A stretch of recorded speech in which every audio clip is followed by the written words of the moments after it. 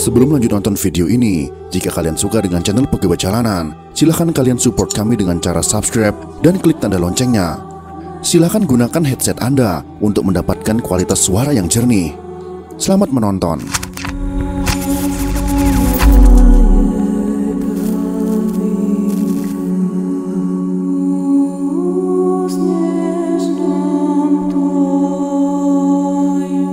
Kekristenan tampaknya terbagi menjadi gereja-gereja timur dan barat yang masing-masing disebut sebagai gereja ortodoks dan katolik. Sebenarnya ketika kita mengatakan katolik di sini, yang kita maksud adalah gereja Katolik Roma.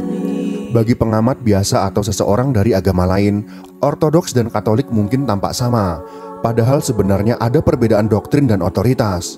Walaupun pada keyakinan dan praktik dasar, keduanya tetaplah sama. Pada dasarnya terdapat sebuah sejarah tentang asal mula Katolik dengan lahirnya gereja Katolik Roma dan juga gereja Ortodoks yang nyatanya juga memiliki perbedaan di dalamnya. Gereja Katolik Roma pertama kali digunakan oleh umat Protestan, tetapi pada akhirnya di abad ke-17, gereja Katolik Roma pun digunakan oleh umat Katolik. Hubungan antara gereja Katolik dengan gereja-gereja lainnya saling menguntungkan atau dalam simbiosis mutualisme. Bahkan gereja Katolik pun telah secara resmi diterima oleh gereja Kristen dengan sebutan gereja Katolik Roma. Sedangkan gereja Ortodoks merupakan gereja untuk umat Kristen yang memiliki pengikut di daerah Eropa Timur, pesisir timur Laut Tengah, Jepang, India, dan juga di Indonesia.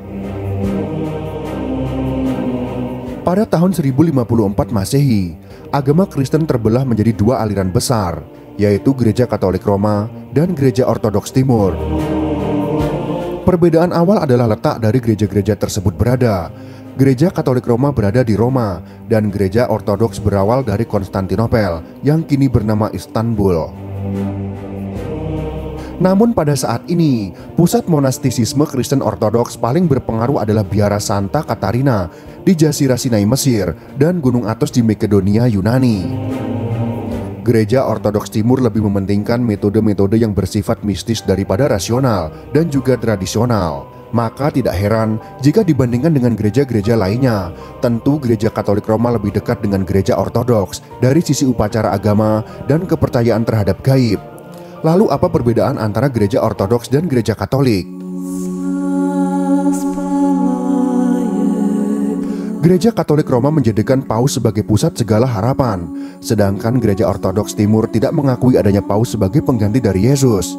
Bahkan kepala pusat dari gereja Ortodoks Timur pun adalah seorang uskup yang memiliki wewenang dan hak sebagai koordinator gereja di setiap negara. Namun uskup bukanlah wakil dari Yesus Kristus, ia hanyalah kepala tituler semata. Gereja Katolik Roma menganggap bahwa mereka berhak untuk menentukan ketetapan-ketetapan yang ada di luar kitab suci. Tetapi berbeda dengan gereja Ortodoks Timur yang menganggap bahwa hanya kitab suci sajalah yang menjadi sumber dari segala sumber kepercayaan yang diyakini. Perihal pengajaran atas orang lain, gereja Ortodoks Timur tidak menganggapnya mereka sebagai badan atau lembaga yang melakukan tugas tersebut. Menurut gereja Ortodoks Timur, masalah mengenai keimanan Kristen yang diyakini tergantung pada masing-masing gereja yang mengajarkan.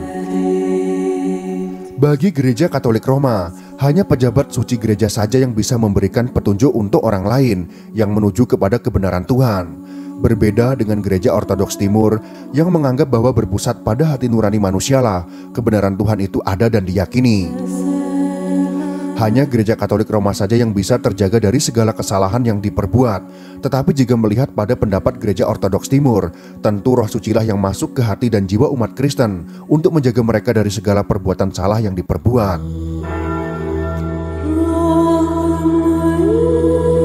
Jika kita tahu bahwa terdapat pendeta-pendeta yang masih melajang, dikarenakan terdapat larangan bagi pendeta gereja Katolik Roma untuk melepas masa lajangnya. Namun berbeda dengan gereja Ortodoks Timur yang memiliki pemikiran yang sama dengan gereja Kristen Protestan yang memperbolehkan pendetanya melangsungkan pernikahan. Dalam ajaran gereja Ortodoks Timur, siapapun bahkan orang awam diperbolehkan untuk membaca Alkitab dalam situasi apapun, termasuk di saat kebaktian resmi atau sekedar mengajarkannya mengenai beberapa ayat. Hal ini sangat berbeda dengan ajaran di gereja Katolik Roma yang hanya memperbolehkan gereja saja yang memberikan pengertian tentang Alkitab, dan pandangan ini sama dengan pandangan gereja Kristen Protestan. Dalam ajaran Gereja Ortodoks Timur, mistis dijadikan sebagai ajaran praktis yang dilakukan untuk orang awam dan sangat terbuka bagi umat yang ingin meningkatkan kehidupannya yang megah di hadapan Tuhan. Hal ini dikarenakan Gereja Ortodoks Timur memang lebih mementingkan segi mistis daripada hukum dan akal dalam ajarannya. Bertentangan dengan Gereja Katolik Roma yang ajarannya sama dengan Gereja Kristen Protestan yang memusatkan cita-cita untuk mencapai sebuah kerajaan.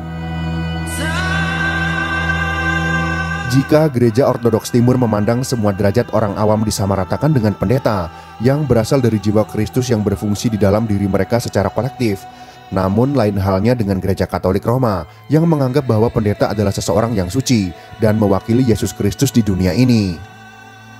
Dalam penggunaan kalender antara Gereja Ortodoks Timur dan Gereja Katolik memiliki perbedaan. Umat Katolik menerima kalender Georgia, sedangkan Ortodoks menggunakan kalender Julian. Akibatnya umat Katolik merayakan Natal pada tanggal 25 Desember, sementara umat Ortodoks merayakannya pada tanggal 7 Januari. Hal ini dikarenakan kalender Julian lebih lambat dari kalender Georgia.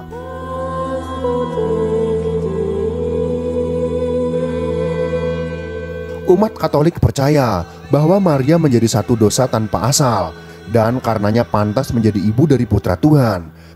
Sedangkan Gereja Ortodoks merasa bahwa Maria adalah orang biasa, tetapi dipilih menjadi ibu Yesus karena dia telah menjalani kehidupan yang bajik.